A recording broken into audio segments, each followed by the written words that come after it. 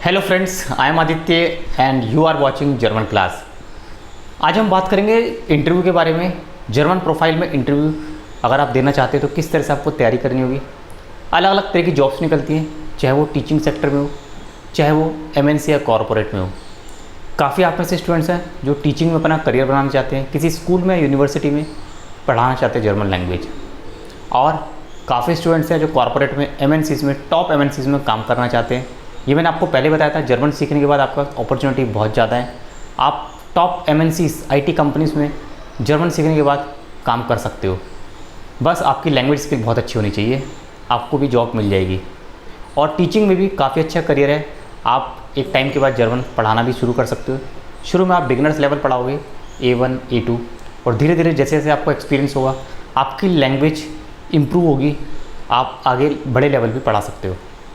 अब बात करते हैं इसमें जो इंटरव्यू होते हैं उसमें किन चीज़ों का ध्यान रखना है, कैसे आपको इंटरव्यू फेस करना है ताकि आपको जॉब मिल सके। टीचिंग की बात करें तो टीचिंग में जो वैकेंसीज़ हैं वो स्कूल्स में निकलती हैं। अगर हम दिल्ली NCR की बात करें तो ऑलमोस्ट 90% स्कूल्स में, प्राइवेट स्कूल्स में जर्मन पढ़ाई जाती है, और अब तो गवर्नमेंट स्कूल में भी जर्मन पढ़ाई जाती है। दिल्ली सरकार के काफ़ी सारे स्कूल्स हैं जहाँ पे जर्मन लैंग्वेज को शुरू किया गया है और वहाँ पे जर्मन की पढ़ाई की जाती है। तो अगर आपको टीचिंग में करियर बनाना है तो आपको इंटरव्यू देना पड़ेगा स्कूल में, या प्राइवेट यूनिवर्सिटीज़ भी फॉरेन लैंग्वेज ऑफ़र करती है अपने स्टूडेंट्स के लिए, तो वहाँ भी आप जॉब के लिए ट्राई कर सकते हो। तो अगर आपको टीचिंग में करियर बनाना है, आपको स्कूल में जॉब के लिए अप्लाई करना है, सबसे पहले तो आपको ध्यान रखना पड़ेगा वैकेंसीज़ के बारे में, कब वैकेंसीज़ निकलती हैं। इसकी इन्फॉर्मेशन आपको न्यूज़पेपर में मिल जाएगी। ट्यूसडे और वेडनेसडे का न्यूज़पेपर टाइम्स ऑफ इंडिया और हिंदुस्तान टाइम्स ज़रूर पढ़ना, उसमें आपको जॉब की अपडेट्स मिल जाएंगी टीचिंग सेक्टर की। दूसरी इंपॉर्टेंट चीज़, जब आप एडवर्टीज़मेंट पढ़ोगे तो उसी में मेंशन होगा कि आपको वॉक इन इंटरव्यू के लिए आना है या फिर अपने डॉक्यूमेंट्स आपको सेंड करने हैं ईमेल के थ्रू। कई बार कुछ स्कूल्स में एक फॉर्म आउट करते हैं कि आपको फॉर्म स्कूल से ही ख़रीदना है, उसके कुछ पैसे होते हैं, और वो फॉर्म स्कूल में ही आके सबमिट करना है बाय हैंड पर्सनली, और उसके बाद आपको शॉर्टलिस्ट किया जाएगा। मतलब कि आपको बताया जाएगा कि क्या आपको इंटरव्यू के लिए आना है कि नहीं। तो अलग अलग तरह के प्रोसेस होते हैं, ये सब आपको एडवर्टीज़मेंट ध्यान से पढ़ के ही करना है।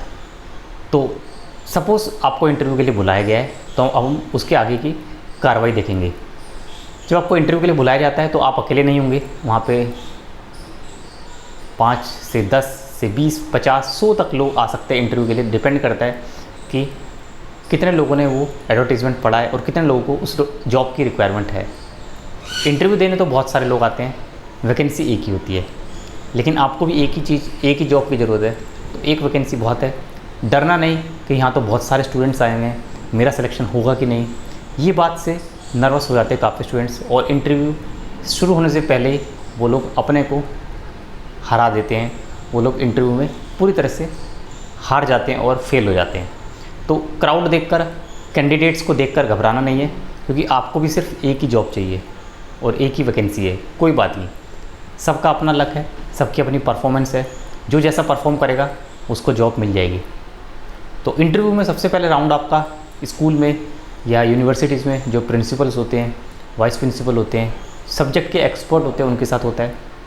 पहला राउंड जनरली इंग्लिश में होता है, क्योंकि स्कूल के टीचर्स प्रिंसिपल को जर्मन नहीं आती, तो इंग्लिश में इंट्रोडक्शन होता है, आपके बारे में जानना चाहते हैं थोड़ा बहुत। ये 5 से 10 मिनट तक चलता है।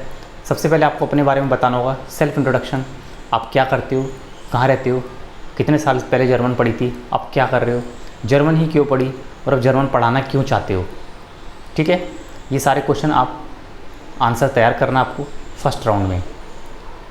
उसके बाद सेकंड राउंड हो सकता है आपका जर्मन एक्सपर्ट वहाँ पे अवेलेबल होते हैं, बाहर से हायर करके बुलाया जाता है जर्मन एक्सपर्ट्स को, किसी भी अच्छे इंस्टीट्यूट से, या जिनको भी जर्मन में लैंग्वेज अच्छी होती है उनको हायर किया जाता है। वो आपका इंटरव्यू लेते हैं और फिर आपका इंटरव्यू 1 to 1 शुरू होता है एक्सपर्ट के साथ। बाकी के जो स्कूल के स्टाफ होते हैं, जैसे मैंने बताया प्रिंसिपल, वाइस प्रिंसिपल या और दूसरे सीनियर टीचर्स, वो आपको सिर्फ ऑब्ज़र्व करेंगे।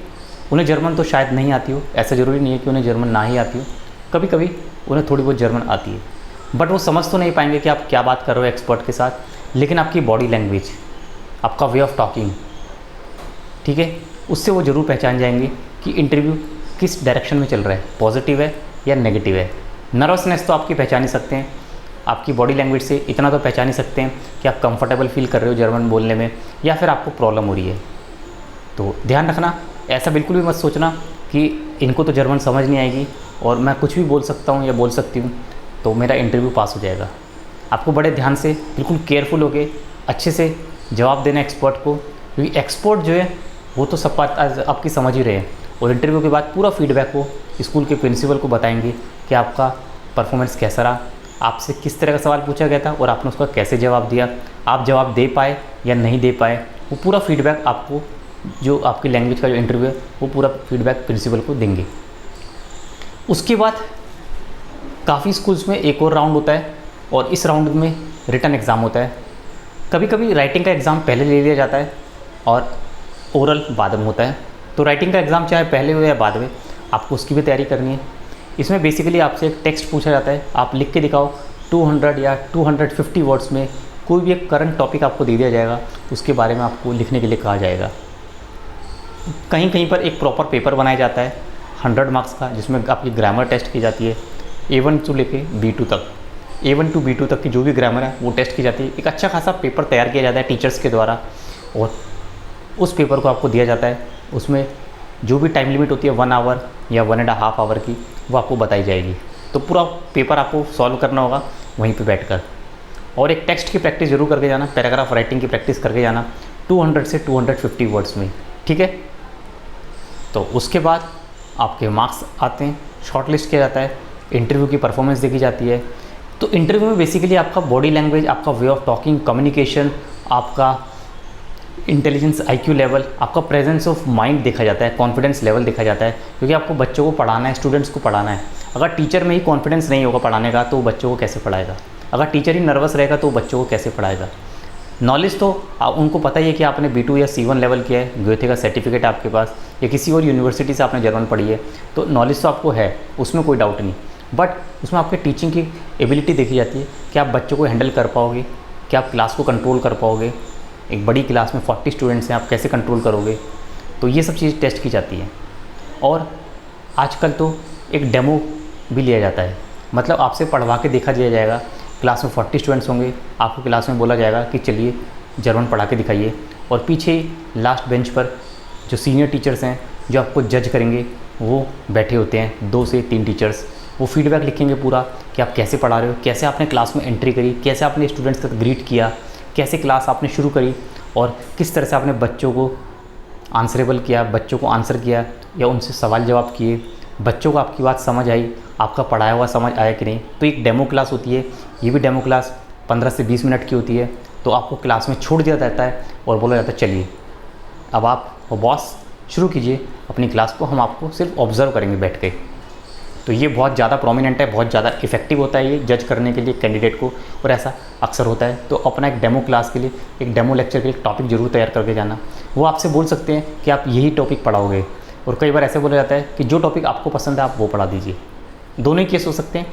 तो उनका जो टॉपिक आपको मिलेगा उसके लिए भी आपको तैयार रहना। और अगर आपने खुद से कोई टॉपिक तैयार किया है तो आप वो बता सकते हो कि मैं इस टॉपिक पे पढ़ाना चाहता हूँ, मैं इस पे पढ़ा सकता हूँ क्या। ये आपकी चॉइस नहीं है, ये उनकी स्कूल की चॉइस होएगी कि आपको अलाउ करते हैं किसी दूसरे टॉपिक पे पढ़ाने के लिए। नहीं तो जो वो टॉपिक आपको देंगे उसी के ऊपर आपको पढ़ाना पड़ेगा, ठीक है। ये होगा डेमो क्लास, बहुत इंपॉर्टेंट होती है और ये आपके सिलेक्शन के लिए काफ़ी इंपॉर्टेंट रोल प्ले करती है। तो ये तो हमने बात करी टीचिंग सेक्टर में, स्कूल्स में, यूनिवर्सिटीज़ में अगर आपको जर्मन टीचर के लिए अप्लाई करना है, इंटरव्यू इस तरह का होता है। अब हम बात करते हैं कॉर्पोरेट में, MNCs में। वहाँ पे आपको अगर जॉब के लिए अप्लाई करना है तो वहाँ पे किस तरह का एग्ज़ाम होता है। नॉर्मली सबसे पहले वहाँ पे राइटिंग एग्ज़ाम होता है। राइटिंग एग्ज़ाम ऑफलाइन आजकल होते हैं, ऑनलाइन तो ट्रेंड इतना नहीं है, बट ऑफलाइन होते हैं। वो आपको देखना चाहते हैं, पर्सनली आपसे मिलना चाहते हैं कि कौन कैंडिडेट है, कौन हमारी कंपनी में आके काम करेगा, हमें उससे एक बार मिलना भी है। तो वॉक इन इंटरव्यू हो चाहे फिर आपकी शॉर्ट लिस्ट किया गया हो आपके रिज्यूम को, तो वहाँ पे आप जाओगे। आपका रिटन एग्ज़ाम होगा, 100 या 80 मार्क्स का होता है। उसमें रीडिंग का टेस्ट जरूर आता है, आपकी रीडिंग स्किल्स जरूर टेस्ट की जाती है एग्ज़ाम में। कॉर्पोरेट में आपकी रीडिंग स्किल्स, पैराग्राफ होता है उसको पढ़ के आपको आंसर्स करना होता है, फुल फ्लेज कंप्लीट आंसर देने होते हैं। कभी कभी MCQs होते हैं, करेक्ट आंसर को टिक करना होता है। तो कहने का मतलब है आपकी रीडिंग स्किल्स, लेज़न के लिए आपको टेक्स्ट मिलता है, उसको पढ़ के आपको आंसर करना होता है। इसका लेवल भी B2 ही रहता है। पेपर का ध्यान रखना। पेपर देने के बाद, रीडिंग का पेपर होने के बाद एक राइटिंग का पेपर भी ज़रूर होता है, जिसमें जैसा कि मैंने बताया कॉर्पोरेट में क्या होता है, बेसिकली आपसे ईमेल लिखने के लिए बोला जाता है। पैराग्राफ राइटिंग जनरली नहीं पूछते, ईमेल राइटिंग होती है। फॉर्मल इनफॉर्मल दोनों तरह के ईमेल आपको लिखना आने चाहिए।